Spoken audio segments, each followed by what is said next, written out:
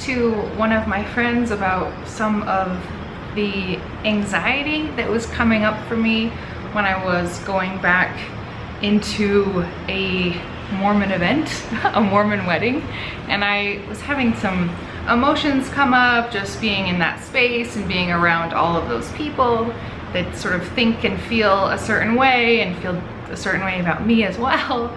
And just the idea of going back into that space brought up anxiety for me, and being around all of that, it made me start to feel a bit triggered and anxious. And I have been out of the Mormon Church for a long time, so my life is really great, and I don't have this come up that often anymore, but I still do have it come up sometimes.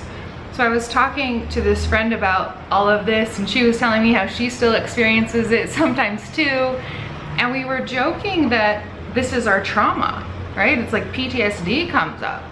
And she was saying how she gets it sometimes because she still has to kind of go back into that space because her child, she shares custody with her ex-husband who is still Mormon, so the kid kind of goes back and forth between Mormon and non-Mormon houses. So she sometimes has to go back into primary programs and that kind of stuff, so she has to face it a lot more than I do.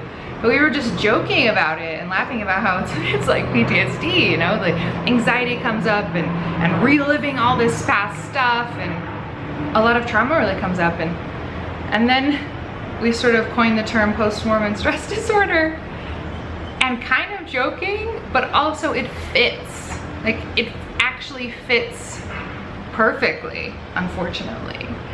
And even after a lot of time of healing, and even when you're in a really good space, sometimes it can pop back up. And I think that's what's so crazy about it sometimes, and that's one of the reasons that I wanted to talk more openly about it, because I am so disconnected from that community, and I'm so solid in who I am, and I still have it come up sometimes. So I think that that's really important to talk about, because even when we have healed and we have gone through a lot of that process, it still can come up. And in the beginning, when you're still solidifying all of that, it's even worse and even more heavy, right? So I wanted to talk about that and kind of open up this if anyone else has experienced this, because I also hear it with clients all the time. Like, I had a client recently tell me how she suddenly got anxiety and guilt when she was drinking coffee, even though she no longer belongs to a church that believes that there's anything wrong with coffee. She's great with coffee, she loves coffee, right? But suddenly she was overwhelmed with guilt. And I think that's such a perfect example, because it can come up in small ways and it can come up really suddenly. Even though you've been good in that area before, it can just pop back out, right? That old trauma can pop back out. And working with people has really solidified this for me in how much it makes sense. Because of course this stuff pops up. You have had a lifetime of conditioning. You've received a lifetime of messages. You've received a lifetime of guilt and of needing to be a certain way. And that runs really deep. So even when you make changes and you start to adjust and you transition and you discover different things and make different choices, that conditioning is still there, and it takes a lot of time to work through that. And that is really, really normal. I know it sucks. It sucks for me too sometimes. Like, I wish I wouldn't have this come up still sometimes. But it is so normal, and it makes so much sense. Of course it's gonna come up. This is so hard, this sucks. And you have been made to feel bad about this for so long. I had it come up randomly once when I was shooting a video and I was wearing a tank top. It was like a, you know, a string tank top or whatever they call those. And I suddenly had guilt about it, thinking, oh, this is immodest, oh, this is unprofessional. And I recognized those thoughts and I was like, wait, that's not me. That's not how I think or believe. That's old stuff coming up. So I took a second to examine it and work through it and then carry on, because that is not helpful for me anymore. So now I try to notice it and recognize it, process it. Sometimes I need to talk about it with somebody or write it out or do something with it. And then I move on, and I'm okay now, and I can kind of function better in that space. But it's been a long time that I've been working on this. And if I had to keep interacting with that community all the time, I think it would be so much harder. Because every time I go home, it's hard. And it's also tricky because I love my family and I'm still very close to my family. So it's like this weird kind of trying to navigate being close to people and loving them and wanting to be with them, and also struggling because I'm not like them anymore, so it's not the same as it was. It's a lot better than it was, and I'll talk more about this later, but it still comes up. They still have all these conversations that I don't necessarily like or agree with.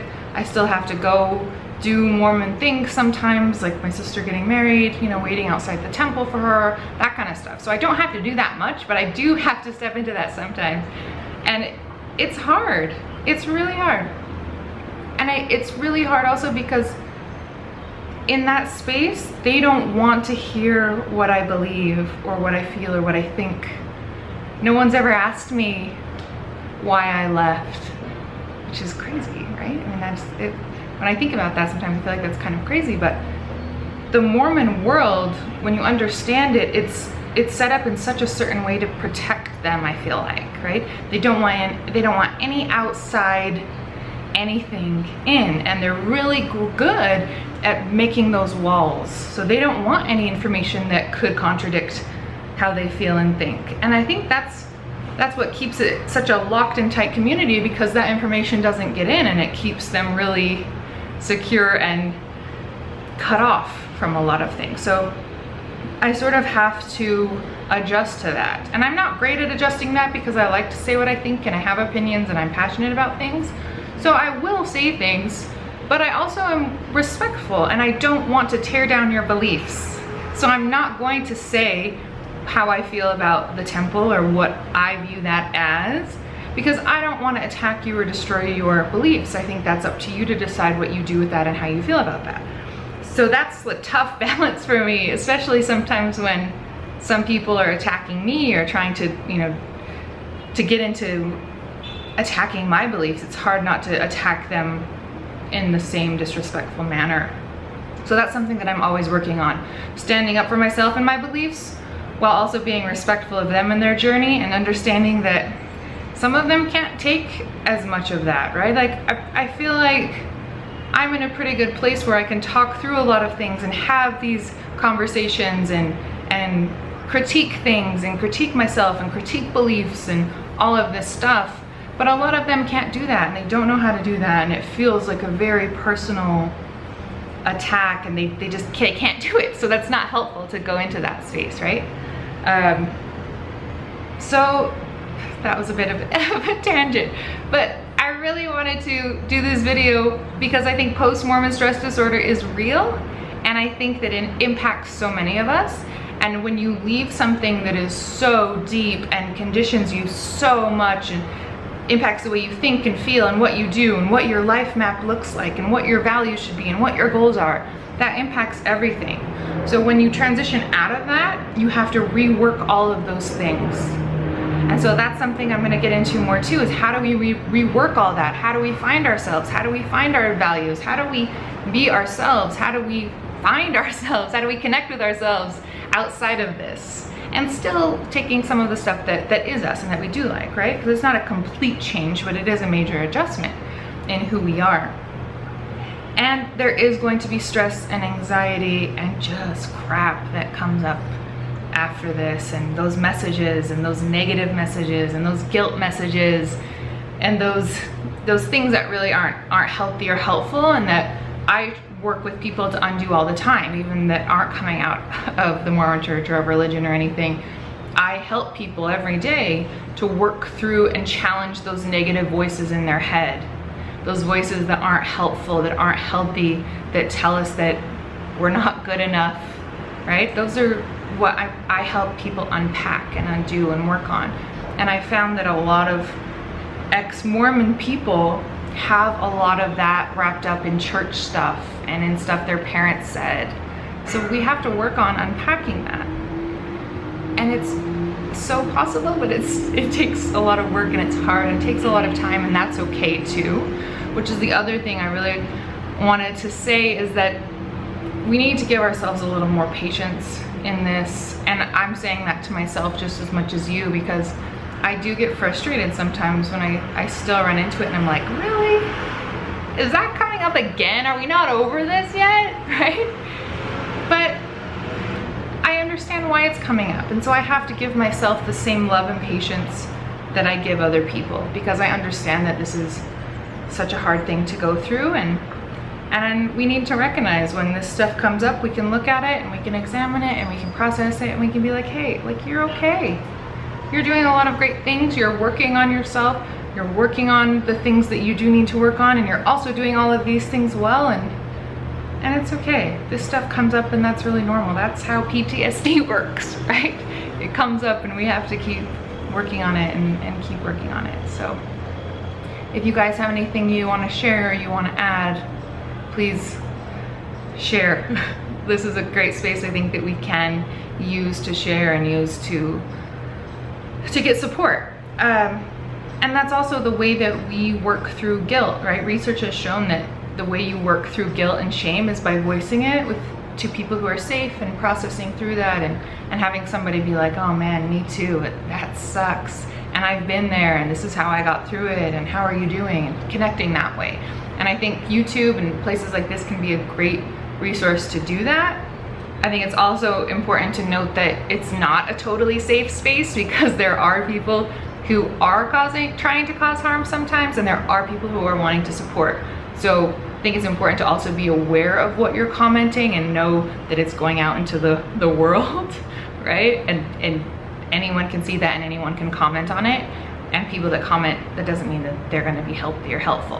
Hopefully they will. And that's what I like to create on here, is a really healthy, helpful community. But we can keep working on that. Just know that if you share something, it's public here.